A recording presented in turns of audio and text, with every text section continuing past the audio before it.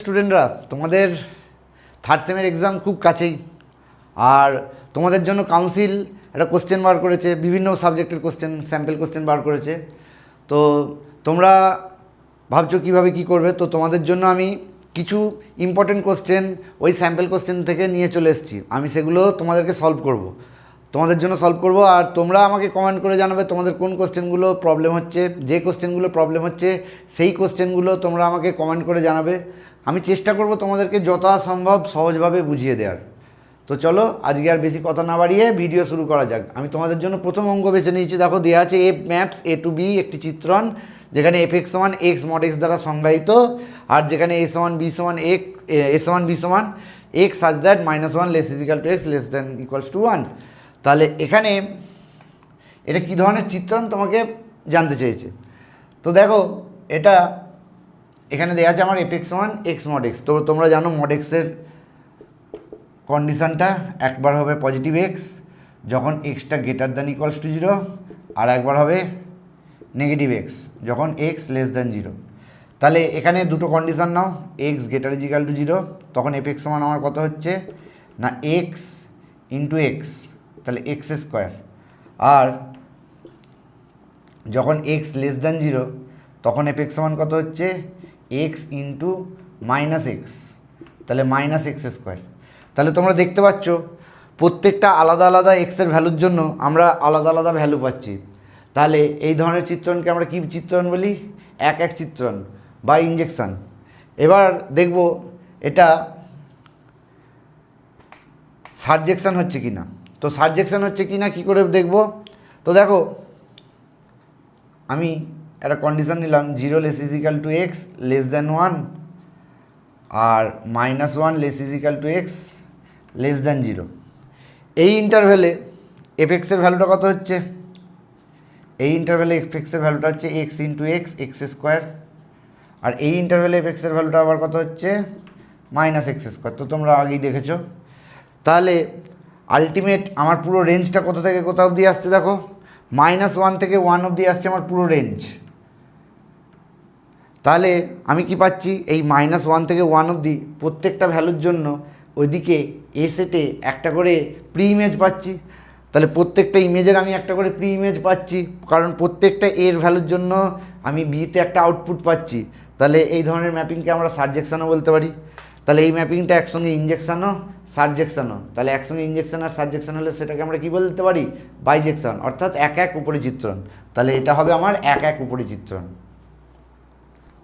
দেখো 2 নম্বর অঙ্কটা দিয়েছে 8 সমান A B such that A square plus B square বিজোড় এবং A belongs to Z B belongs to Z, Z মানে ইন্টিজার। তাহলে আর কী রূপ সম্পর্ক? তো দেখো আমাকে 3টে জিনিস বলেছে, সসম প্রতিসম সংক্রমণ। তাহলে প্রথমে আমরা চেক করব সসম কি না। তাহলে সসম হওয়ার জন্য আমরা কি জানি? প্রত্যেকটা এ কমা এ যেন আর এর মধ্যে থাকে। তাহলে দেখো আমি যদি দুটো এ কমা এ নিই তাহলে আমি এখান থেকে কী পাবো? তার জন্য এ স্কোয়ার প্লাস এ স্কোয়ার যেটা সমান হবে 2 এ স্কোয়ার। তাহলে 2 গুণিতক সামথিং, সেটা কোনো দিন কি বিজোড় হতে পারে? তাহলে এ কোনো দিন বিজোড় হতে পারে না, এ হচ্ছে সবসময় জোড়, কারণ 2 গুণিতক সামথিং আছে। তাহলে এটা সসম নয়, ফার্স্ট কথা সসম নয়, কাটা। তারপর দেখো প্রতিসম, এ বি বিলংস টু আর হলে আমরা কি পাবো না এ স্কোয়ার প্লাস বি স্কোয়ার সমান বিজোড়। ইমপ্লাইজ কী করবে না বি স্কোয়ার প্লাস এ স্কোয়ারটাও বিজোড়। তাহলে এটা প্রতিসম হলো।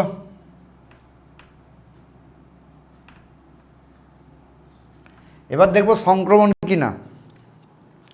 তাহলে A B belongs to R and BC belongs to R. তাহলে A B belongs to R মানে A square plus B square সমান বিজোড়,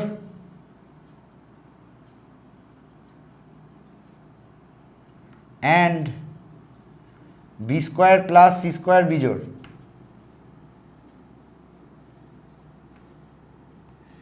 তাহলে এ স্কোয়ার প্লাস সি স্কোয়ারটা কী হবে? এটাই তো কোশ্চেন। তা দেখো যদি এটা এখানে বিজোড় হয় আর বিটা জোড় হয় তবে এটা বিজোড় হবে, আর বিটা জোড় হলে সিটাকে অবশ্যই বিজোড় হতে হবে। তাহলে এখানে যখন আসবো দুটোই বিজোড় হয়ে যাচ্ছে, তাহলে দুটো বিজোড়ের যোগফল কী হয় আমরা জানি? জোড় হয়। আবার ঠিক উল্টোভাবে এটাকে তুমি জোড় নাও, এটাকে বিজোড় নাও, তাহলে এখানে এটা বিজোড় আর এটা জোড়, তাহলে দুটো জোড়ের যোগফলও সবসময় জোড়, তাহলে এ স্কোয়ার প্লাস সি স্কোয়ার সমান জোড় হচ্ছে, এটা কিন্তু বিজোড় হচ্ছে না, তাহলে এটা সংক্রমণ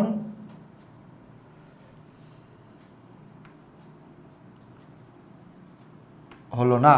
তাহলে কি হলো, একমাত্র প্রতিসম হলো। তাহলে কোন অপশানটা কারেক্ট, এটা হচ্ছে প্রতিসম কিন্তু সসম এবং সংক্রমণ নয়, অপশান সি কারেক্ট। ঠিক আছে, এফ এক্স সমান এক্স স্কোয়ার জি এক্স সমান two to the power X, তাহলে F composition of G X আর G composition of F X হলে, এটা দুটো সমান হলে এর সমাধান সেট কী হবে। তাহলে F composition of G X, দেখো F composition of G X মানে হচ্ছে আমার two to the power X, আর G composition of F X মানে হচ্ছে জি অফ এক্স স্কোয়ার। তাহলে এফ অফ টু এক্স সমান জি অফ এক্স স্কোয়ার হচ্ছে, তাহলে F of two to the power X মানে হচ্ছে এখানে আমার এক্সের জায়গায় two to the power X তার হোল স্কোয়ার, আর ওখানে হচ্ছে two to the power X square, তাহলে এটা হয়ে গেল two to the power two X সমান two to the power X square. তাহলে এখান থেকে আমরা পেলাম এক্স স্কোয়ার সমান টু এক্স, তাহলে X square minus two X is equals to zero, X into X minus two সমান জিরো, তাহলে সলভ করলে আসবে আইদার এক্স সমান জিরো আর এক্স সমান টু, তাহলে সমাধান সেট হবে 0,2।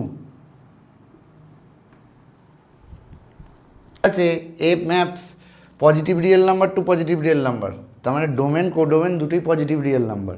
তাহলে আমাকে দেখতে বলেছে এটা কীরূপ চিত্রণ, তাহলে প্রথমে ধরে নাও এফ এক্স ওয়ান সমান এফ এক্স টু, তাহলে এখান থেকে আমরা পাচ্ছি যেখানে এক্স ওয়ান আর এক্স টু দুটোই belongs to positive real number, তাহলে X one by X one plus one is equals to X two by X two plus one, তাহলে X one X two plus X one is equals to X one X two plus X two, তাহলে আমরা এখান থেকে পেতে পারি x one সমান x two.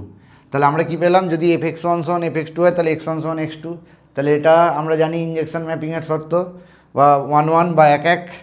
এবার দেখবো উপরিচিত্রণ হচ্ছে কি না। তাহলে দেখো যেহেতু ডোমেনটা আমার পজিটিভ রিয়েল নাম্বার, তাহলে পজিটিভ রিয়েল নাম্বার মানে আমি এখানে জিরো, আর এখানে আমার শর্তটা দিয়েছে এক্স জিরো থেকে ইনফিনিটির দিক অবধি, তো জিরো যদি বসাও তাহলে এখানে সবচেয়ে বড় ভ্যালুটা পাবে, এখানে এখানে পাবে জিরো, এক্সের জায়গায় যদি জিরো বসাও এখানে পাবে জিরো, তাহলে এখানে জিরোর চেয়ে বড় আসবে সব সময় ভ্যালু, কিন্তু একের চেয়ে ছোটো আসবে, মানে তোমার রেঞ্জটা হবে জিরো থেকে একের মধ্যে, তুমি এক্সের যা ইচ্ছা ভ্যালু বসাও, কারণ আমার ডিনমিনেটরটা নিউমিনেটরের চেয়ে বড়, অর্থাৎ এটা একটা প্রকৃত ভগ্নাংশ, এটা একটা প্রকৃত ভগ্নাংশ মানে তাহলে তোমার হচ্ছে কখনোই এখানে পূর্ণ সংখ্যায় আসবে না, ভগ্নাংশে আসবে, এবং যে ভগ্নাংশটার মান একের চেয়ে ছোটো। কিন্তু আমার কোডোমেনে আরও কিছু পজিটিভ রিয়েল নাম্বার আছে 1 2 3 4 5 6, তাহলে তাদের কোনো প্রি ইমেজ কি আমি পাবো, তাদের কোনো প্রি ইমেজ পাবো না, তাহলে কোডোমেনে আমি 2 3 4 এদের জন্য কোনো প্রি ইমেজ পাচ্ছি না, তাহলে এদের জন্য যখন কোনো প্রি ইমেজ পাচ্ছি না তাহলে আমি এটাকে কি সারজেকশন ম্যাপিং বলতে পারবো, তাহলে এটা সারজেকশন ম্যাপিং নয়, এটা শুধুমাত্র ইনজেকশন ম্যাপিং মানে এক এক, এটা কিন্তু পরিচিত্রণ নয়। 1 2 3 ডট ডট ডট 7 বি সমান 1 4 7, আর হলো এ থেকে বিতে সংজ্ঞায়িত একটি সম্বন্ধ যেখানে আর সমান x comma y such that x greater than y, x belongs to A y belongs to B, তাহলে আর ইনভার্সের ক্ষেত্র কত হবে। তাহলে আমরা জানি কি আর এর ডোমেনটাই আর ইনভার্সের রেঞ্জ, তাহলে আমাকে আর এর ডোমেনটা বার করতে হবে। তাহলে আর এর ডোমেনটা কী হবে, দেখো একের জন্য দেখো তুমি কিছু পাচ্ছ না, 2 1 হতে পারে, 3 1 হতে পারে, 4 1 হতে পারে, 5 1 হতে পারে, 6 1 হতে পারে, 7 1 হতে পারে। কেন?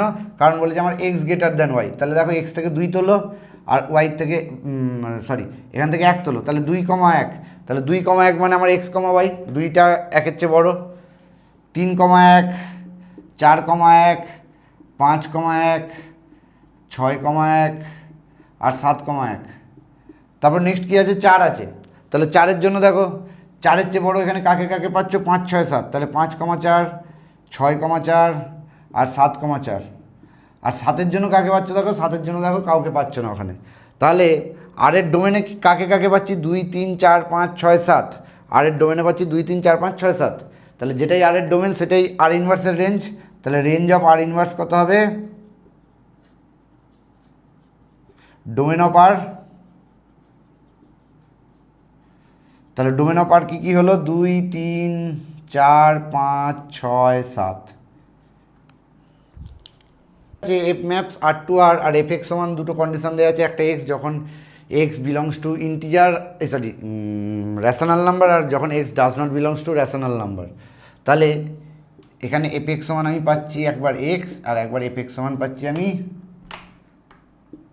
1 মাইনাস এক্স। তাহলে দেখো F composition of F X, তাহলে F of F X first কন্ডিশনে আমি আসছি। ফার্স্ট কন্ডিশন হচ্ছে আমি রেশনাল নাম্বার যখন এক্স বিলংস টু কিউ, তাহলে তখন এফ অফ এফ এক্স কত হচ্ছে না এফ অফ এক্স সমান কত হয়ে যাবে এক্স, যখন X belongs to rational number. তারপর হচ্ছে নেক্সট কেস, যখন ইরেশনাল নাম্বার, তখন এফ অফ এফ এক্স কত হবে না এফ অফ 1 মাইনাস এক্স। তাহলে এফ অফ 1 মাইনাস এক্স সমান কত হবে 1 মাইনাস 1 মাইনাস এক্স, তাহলে 1 মাইনাস 1 প্লাস এক্স, তাহলে এক্স। তাহলে দুটো ক্ষেত্রেই আমার কোথায় আসছে এক্স, তার মানে এটা উপাদান স্থির চিত্রণ মানে আইআর। তো ভিডিও ভালো লাগলে অবশ্যই কমেন্ট করে জানাবে, চ্যানেলটাকে সাবস্ক্রাইব করে দেবে, আর লাইক করতে ভুলবে না। আর তোমরা কমেন্ট করে করে জানাবে কোন কোন অঙ্কগুলো তোমাদের প্রবলেম হচ্ছে, আমি সেই অঙ্কগুলো যত সম্ভব সহজভাবে বুঝিয়ে দেওয়ার চেষ্টা করব। Thanks for watching.